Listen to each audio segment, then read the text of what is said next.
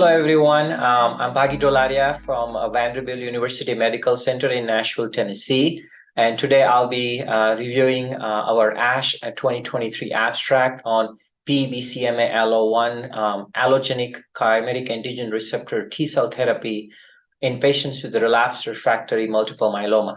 I'll be reviewing some of the early preliminary data from a phase 1 dose escalation cohort of this trial.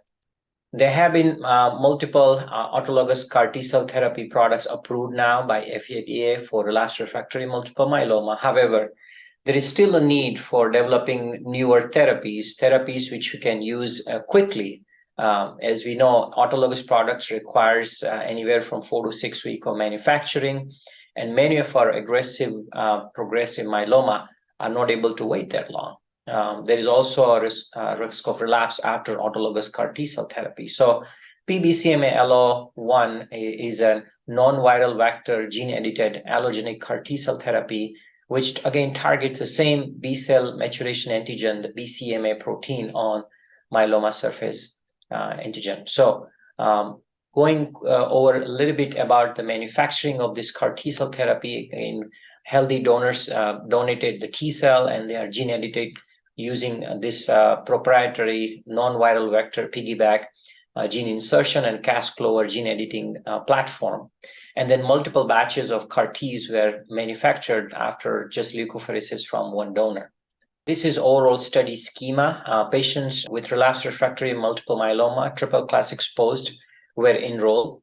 Total 39 patients were enrolled on the study, and everybody had CAR T-cell infusion. Important thing to keep in mind here is that time from enrollment to start of lymphodepletion was merely 1 day, which is a significant improvement compared to autologous CAR T-cell products. The study has multiple dosing cohort as well as different lymphodepletion cohorts. Early on the trial, we learned that standard lymphodepletions with fludarabine and cyclophosphamide failed to be beneficial because most of these patients did not have adequate in vivo CAR T-cell expansion. So enhanced lymphodepletion cohort were introduced very early in the trial. So arm P1 and P2 had higher doses of cyclophosphamide, and we'll learn later on that it does lead to positive impact on the efficacy of the CAR T-cell.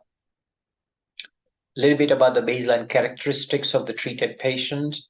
These were heavily pretreated patients with median 7 prior lines of therapy. 39% of the patient has prior BCMA targeting therapy, such as autologous CAR T-cell therapy or any other BCMA targeting therapy, including teclistamab. There were high-risk cytogenetics karyotype in most of the patient, and the median patient age was 68 years old. Looking at the initial safety results from this phase 1 trial, no DLTs were reported at the highest infused dose of 6 million per kilogram. Most importantly, this being an allogenic T-cell product, we did not see any evidence of graft versus host disease so far on the trial. Overall incidence of cytokine release syndrome and immune effector cell therapy related neurotoxicity, or ICANS, were actually significantly lower compared to what we have seen with other CAR T-cell products.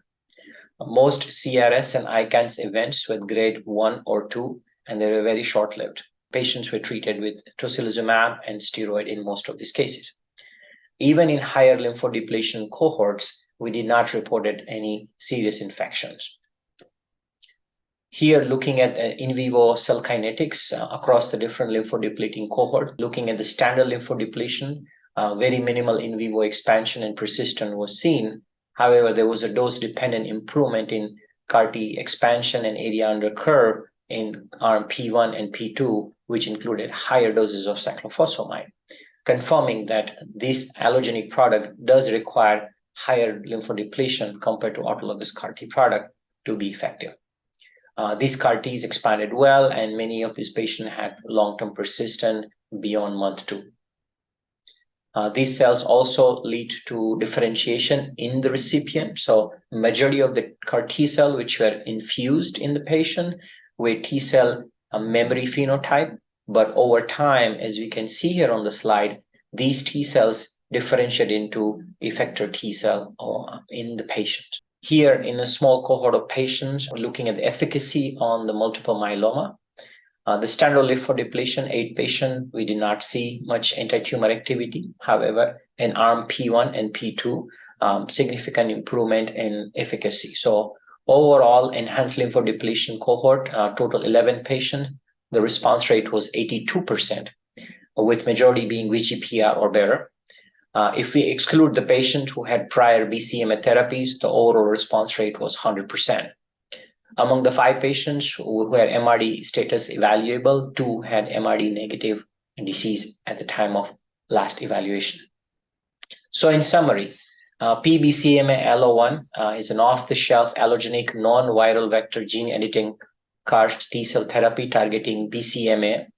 In this phase 1 clinical trial, looking at the safety and early efficacy of this drug in a patient with relapsed refractory multiple myeloma, we showed that so far there were no DLT and no graft versus host disease, and overall incidence of CRS and neurotoxicity was acceptable.